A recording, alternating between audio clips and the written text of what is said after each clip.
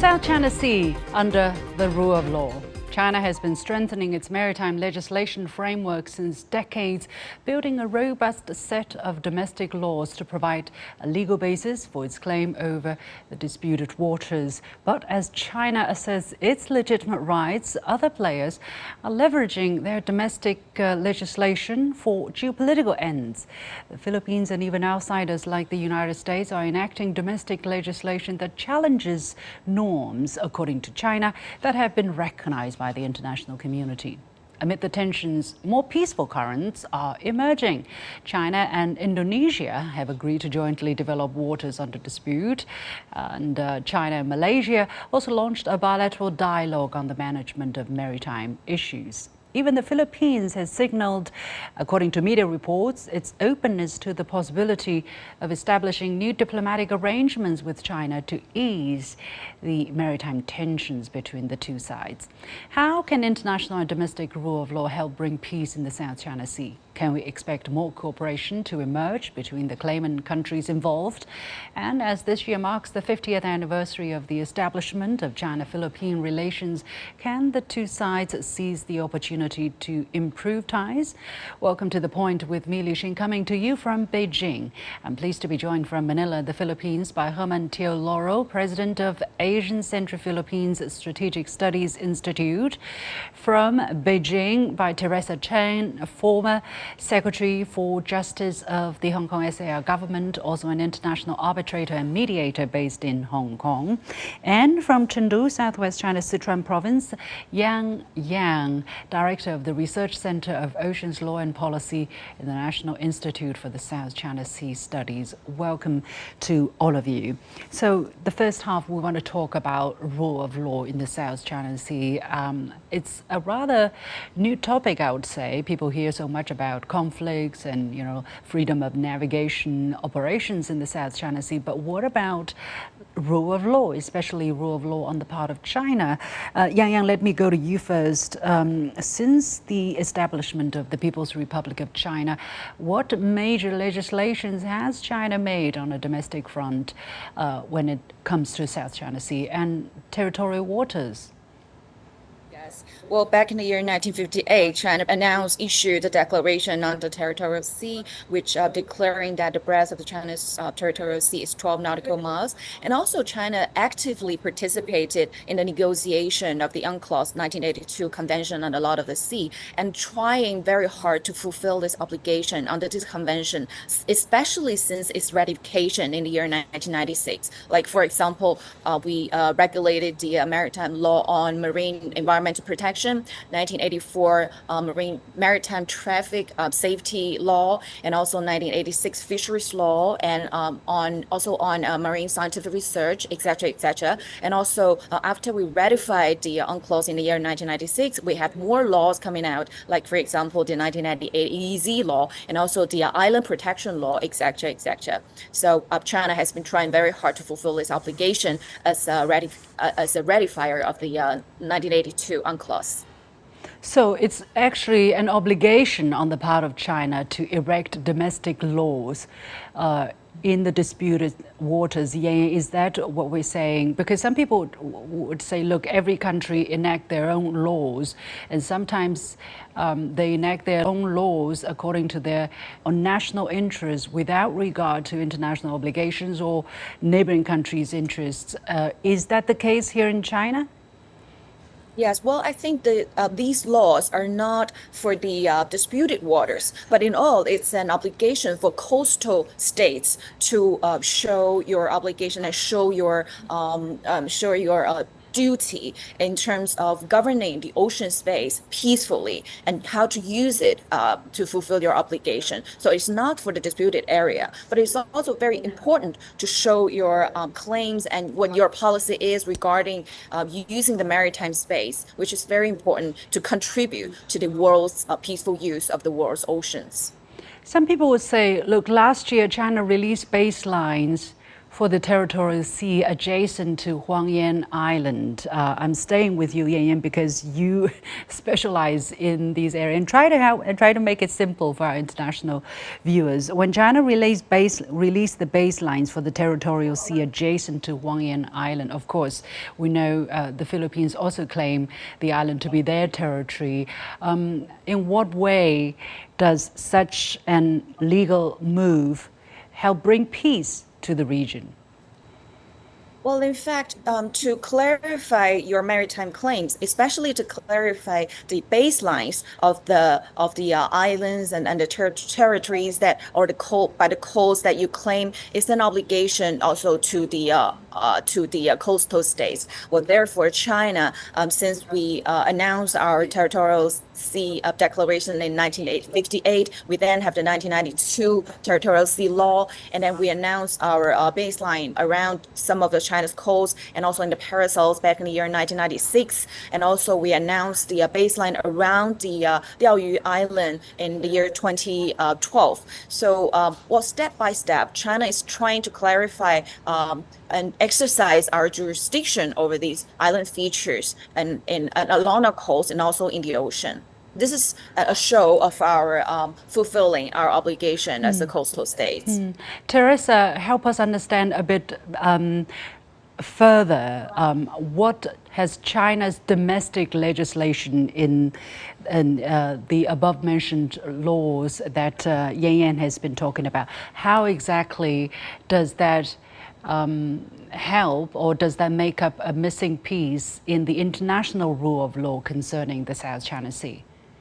As Yan Yan quite rightly pointed out, the legislations that China introduced are not in the disputed waters, and it's quite legitimate and proper for a state to make legislations to deal with the waters and the various delimitations of its own territory. So I think that is a very important step to be taken.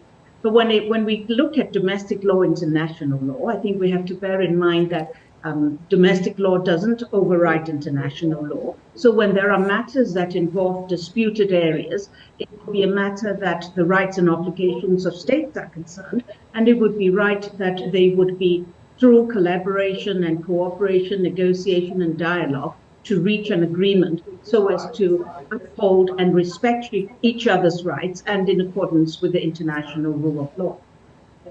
It's very important that you mentioned the word unilateral declaration of rights, but I want to go back to Yan Yan and Herman. I'm just coming to you after this. Yan Yan, when you talk about, you said China is making laws not on the disputed islands, but in the case of Huangyan, for instance, it is in the dispute between China and the Philippines, right? So when China released baseline for the territorial sea adjacent to Huangyan Island, how is that not about a disputed water?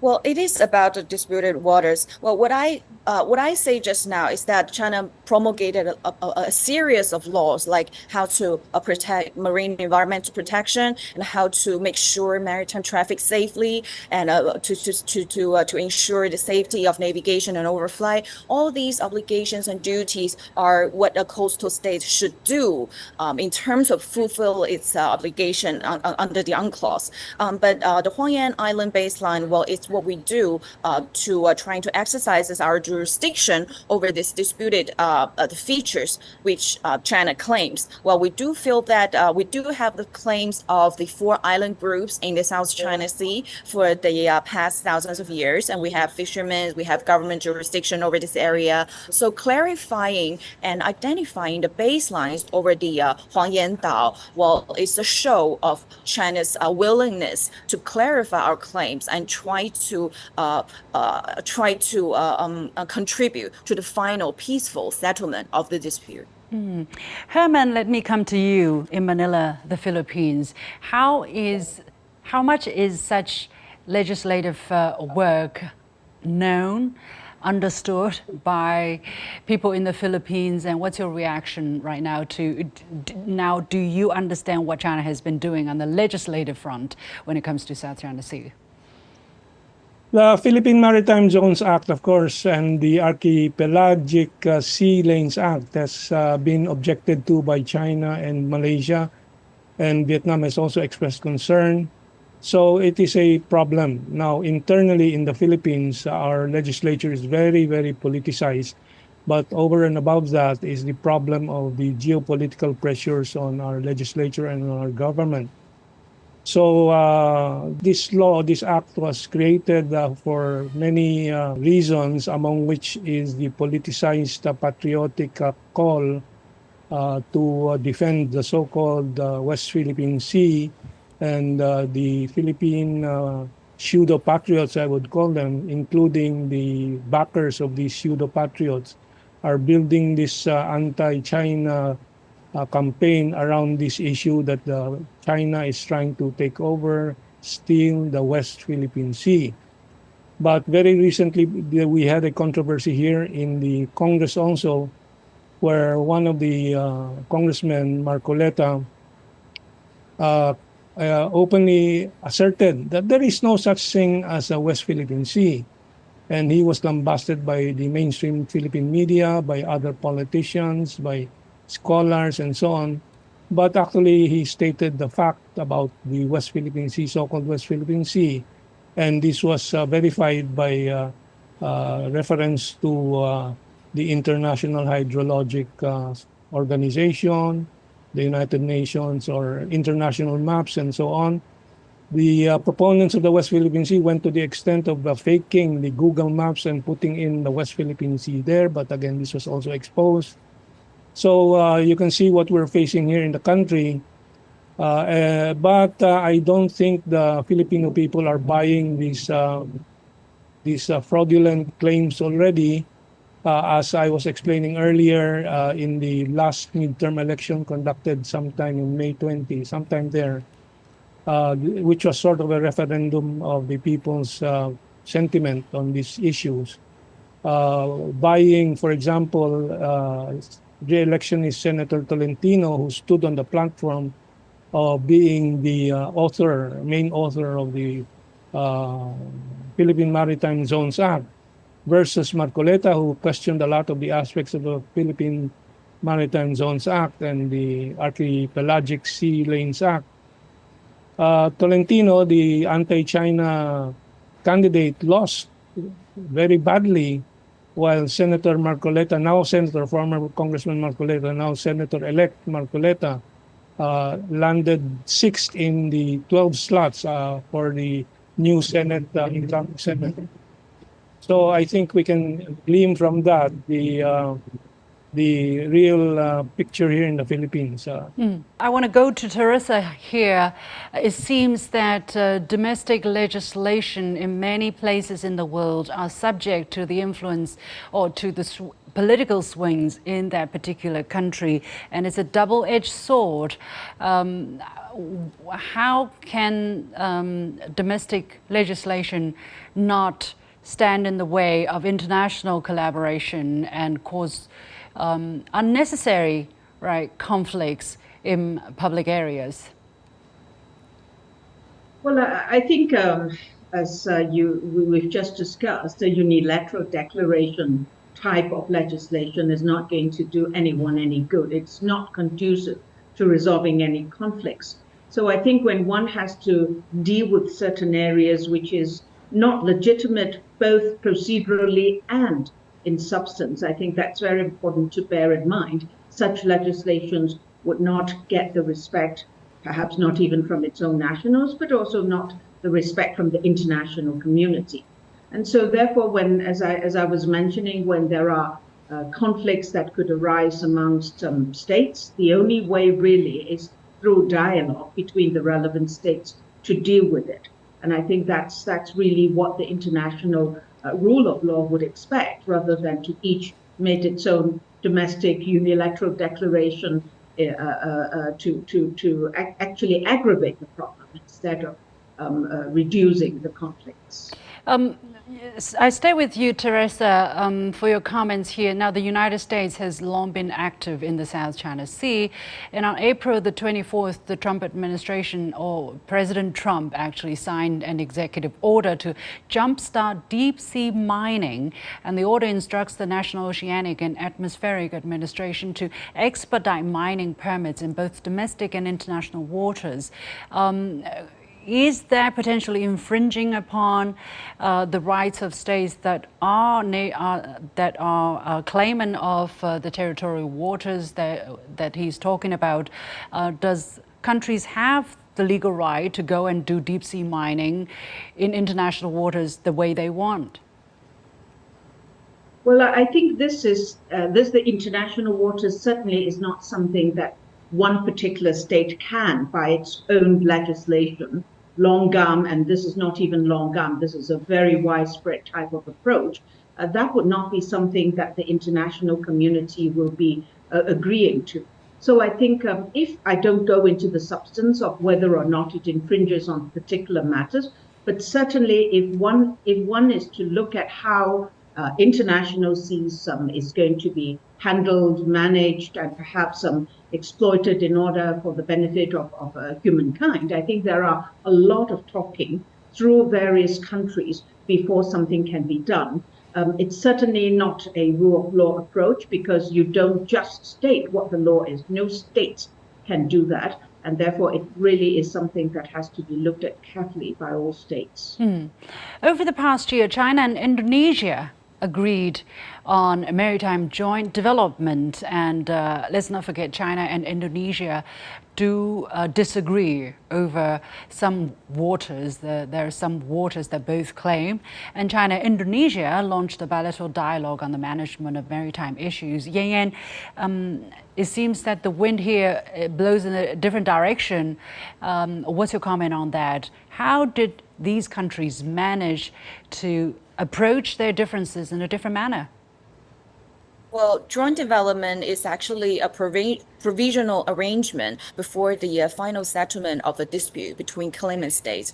I think it's a very it will contribute to the final settlement, because countries can through joint development, well, they can build trust and confidence, and then to negotiate their maritime boundary and trying to settle the dispute later. So that China proposed this joint development and set aside a dispute proposal back in the year back in the 1980s, and then try to conduct joint development projects with our neighbors, especially in the South China Sea. And with Indonesia, well, last year when the President Prabowo visited Beijing, and well, he and the President Xi of China has jointly expressed our willingness to join the exploitation and exploration of the resources in the southern part of the South China Sea, north to the Natuna Islands in the southern part of the South China Sea. And also last month in the 2+2 conference, I think the two countries, the two defense and foreign ministry departments reiterated our willingness to jointly exploration of these natural resources in the southern part of the South China Sea. I think it will be a good sign and show of a maritime cooperation, a functional cooperation in the disputed waters, and it will be a good example to other claimant states. Herman, what's the difference between the case between China and Indonesia and between China and the Philippines? What's standing in the obstacle preventing China and the Philippines to do similar things, shelving their differences and try to approach the issue from a more constructive perspective? Well, the joint exploration and development proposition is not really that new, because we had the Philippine-China 60-40 joint exploration and the development proposal for the Reed Bank, or the Recto Bank in Philippine terminology. So it was there.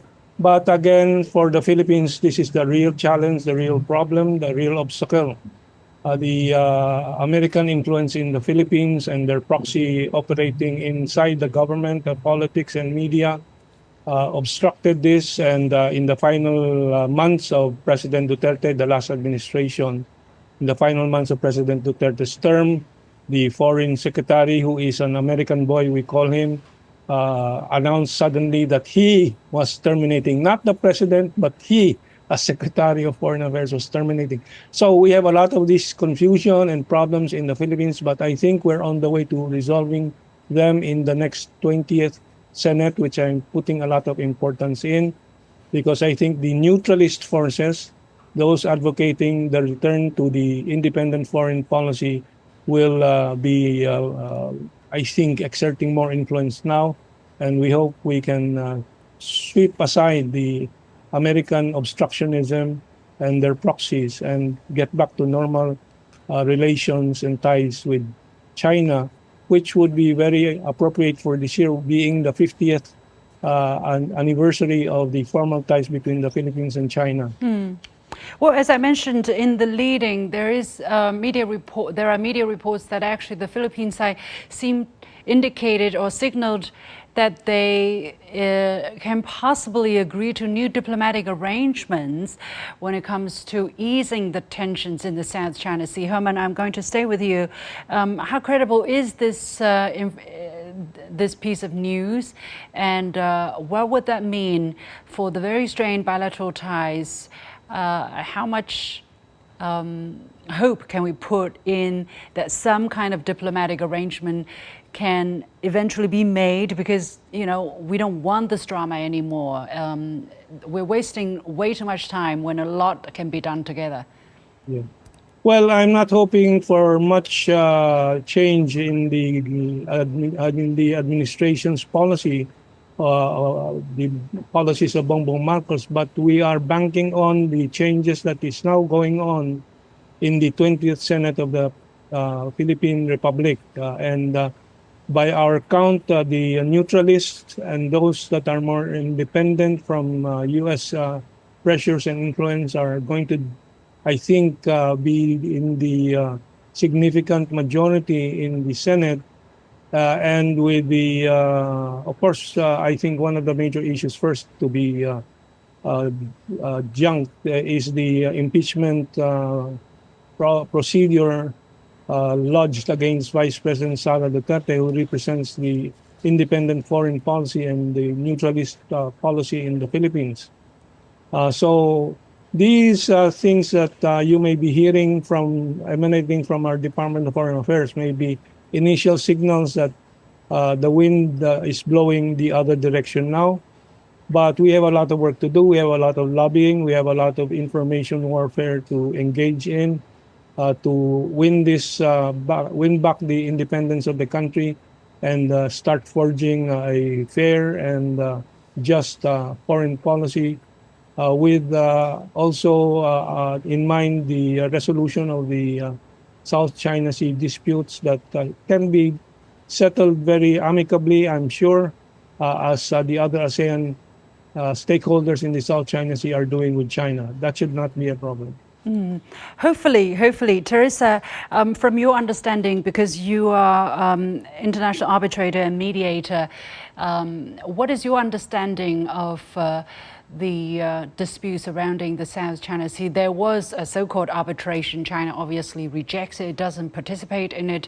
It rejects it, and it is regarded as a pariah, let's say, in terms of international rule of law, that China is not accepting such an international arbitration result. What is your understanding of China's position and why China decided to take this approach? Well, I cannot speak for China for a start, but if I can approach it in a matter that I think would be understood by most, is that arbitration is based on consent. And the consent has to be expressed by the states, or in this case, in the case of the UNCLOS arbitration, it was expressly reserved, saying that it's not within the jurisdiction of the arbitral tribunal.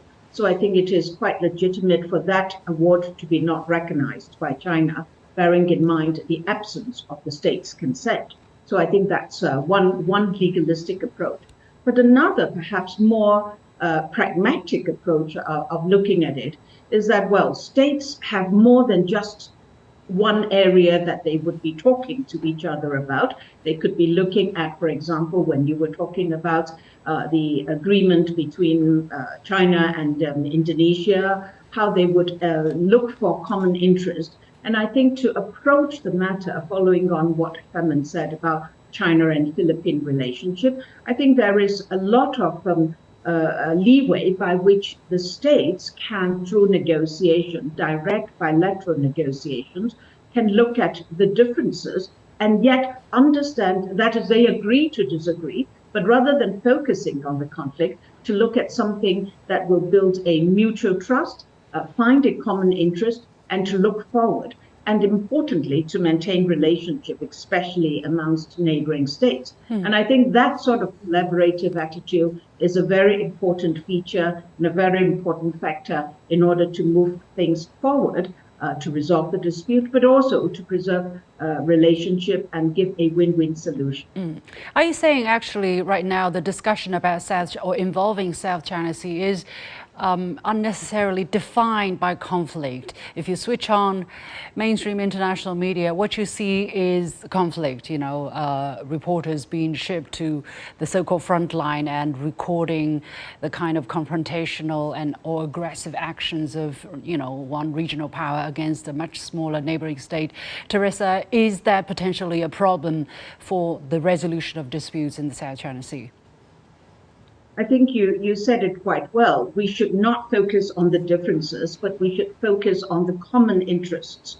I think South China Sea is an area whereby there are a lot of things that littoral states can be involved in a very friendly and collaborative way. Apart from the resources, there is the maritime environment that we have to preserve, the fishery services and the fishery industry that we can all collaborate and work together. And these are areas that I think the South China Sea littoral states should be focusing on, because that is the way in which we can provide a sustainable development in South China Sea and indeed the world. And finally, Yan, you asked in a recent article when, how and where can China and Indonesia start their joint development in disputed waters. In 30 seconds, can you answer those questions yourself? I'm not quite sure about the detail because it is not yet released by both governments, but I do have hope that I think the joint development project will be conducted in a very near future, because we, China and Indonesia, we do have the political will. And also, as to your previous question, I think that in the South China Sea, all the claimant states, we have already quite a lot of documents, like an agreements, like for example, the 2002 DOC. It's not about having more and new documents. It's about how to fulfill your commitment that you have already made, for the past documents. So I think this exercising self-restraint is the key to crisis management in the South China Sea.